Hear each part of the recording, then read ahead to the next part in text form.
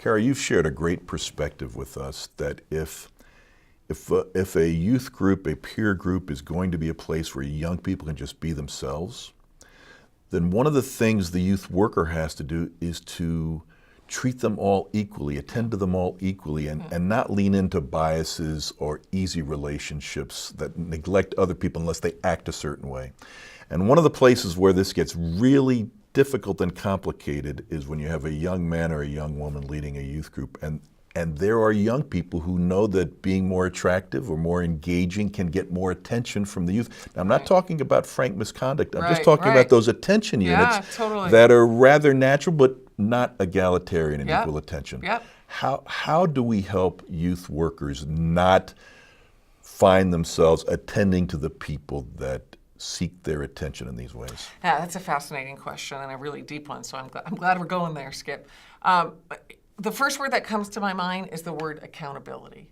And I define accountability as inviting others to speak into your life. So there are areas in my life where I had told of course my husband, but also my closest female friends, if you see me doing these things, if you see me ignoring my own kids or neglecting my own kids because I'm so busy thinking about kids nationwide and globally, you need to tell me. I mean, those are the kinds of things where I have said to these dear ones, you have the right, in fact, you have the responsibility to tell me that.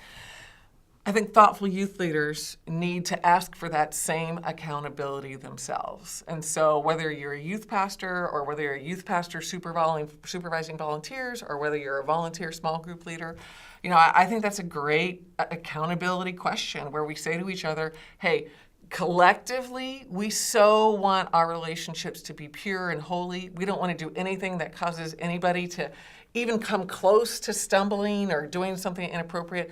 We are going to hold each other accountable. We're going to speak into each other's lives. Because usually, let's say it's a small group leader who ends up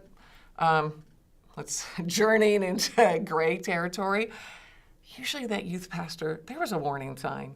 There was a red flag, or at least a dark pink flag, and they decided to ignore it. That's what can't happen. We can't ignore those signs. We need to be the kind of community where we call each other, or at least say, hey, I'm noticing this. What's going on? Can you explain this to me? I would say that's how I'd handle it for a youth pastor with small group leaders and volunteers, but then the youth pastor, him or herself, just like I've done.